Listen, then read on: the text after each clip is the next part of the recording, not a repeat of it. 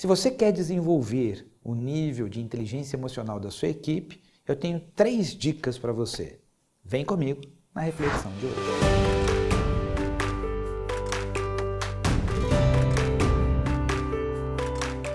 Já teve algum dia que você teve aquela vontade que a sua equipe tivesse um nível de maturidade maior para lidar com os desafios do dia a dia, para lidar com as adversidades quando as coisas não acontecem no tempo, no prazo, do jeito como elas querem, e até mesmo para situações de fofoca e probleminha que tem entre uma área e outra.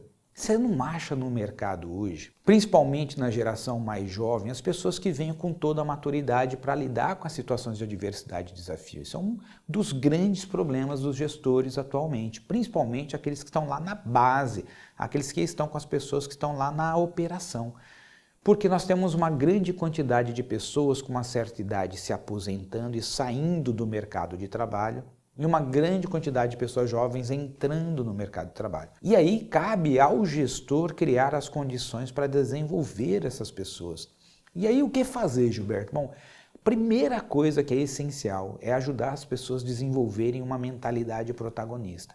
Ajudá-las a perceberem o seguinte, que é muito importante que elas assumam a responsabilidade pelas escolhas que elas façam e assumam a responsabilidade pelas consequências das escolhas que fazem.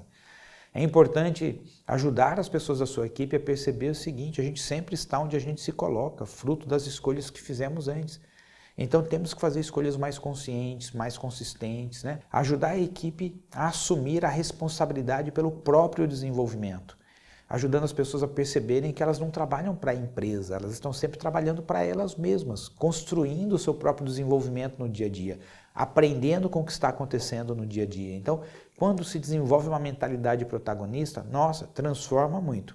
Bom, o segundo ponto importante para você trabalhar com a pessoa da sua equipe é ajudar a pessoa a mergulhar no autoconhecimento.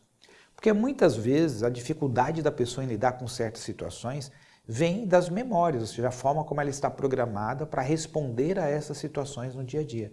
Então, ajudar as pessoas da equipe a começarem a aprender sobre o seguinte, que elas têm uma programação para lidar com a frustração, têm uma programação para lidar quando estão diante de alguém que exerce autoridade, têm uma programação para lidar quando as coisas não saem no tempo adequado, né, quando elas não são tratadas com a justiça que elas imaginam, quando elas não são tão aceitas ou as suas ideias não são aceitas.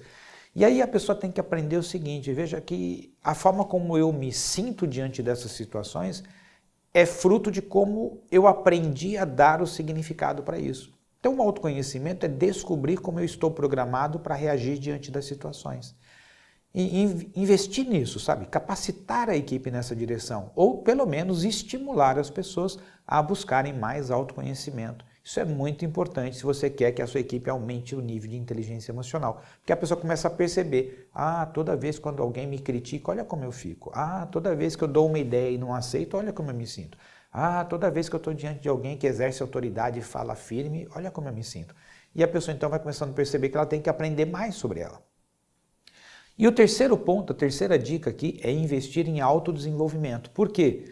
Porque só o autoconhecimento não resolve. O autoconhecimento faz a pessoa perceber o que ela tem que melhorar, mas é no autodesenvolvimento que ela se transforma.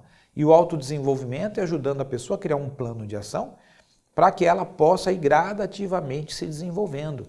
Aí entra um processo de coaching, um processo de mentoring. Por exemplo, um exemplo prático do dia a dia. Imagina que você tem alguém da sua equipe que tem dificuldade para apresentar, né, falar ali em uma reunião onde vão ter pessoas de outras áreas. Então você chama a pessoa, ajuda ela a identificar qual é o medo que ela tem, qual é a dificuldade. É porque eu tenho medo de a pessoa fazer uma pergunta e eu não saber responder. E aí você ajuda ela a estruturar na mente dela que está tudo bem ela não saber responder. Fala, olha, eu preciso buscar mais informações para responder essa pergunta. Não tem problema nenhum, é só você falar assim. E aí ajudando a pessoa a conviver com essas situações, vai ajudando ela a se desenvolver, criando pequenos passos. Amanhã, se acontecer, você age assim, a gente vê como ficou e vamos aprendendo. Então o processo de autodesenvolvimento se dá por um processo de coaching, onde o gestor vai ajudando as pessoas a ir resolvendo gradativamente os seus gaps. Cada um, ao longo da vida, pelo que viveu, pelas experiências marcantes, foi construindo um histórico, um padrão de como se comportar, ou seja, de como responder às circunstâncias da vida. Como gestores, nós temos que nos preparar para estimular o protagonismo nas pessoas, ajudar as pessoas a se conhecerem mais para elas perceberem onde é que estão os gaps delas e também ter ferramentas para ajudá-las a se desenvolverem nesses gaps. E assim, nós vamos estruturando uma equipe com um alto nível de inteligência emocional, ou seja, uma capacidade de lidar bem com as adversidades, com as incertezas e o contínuo aumento de complexidade do dia a dia. Quarta-feira que vem, te espero aqui com uma nova reflexão. Um grande abraço e até lá. Tchau, tchau.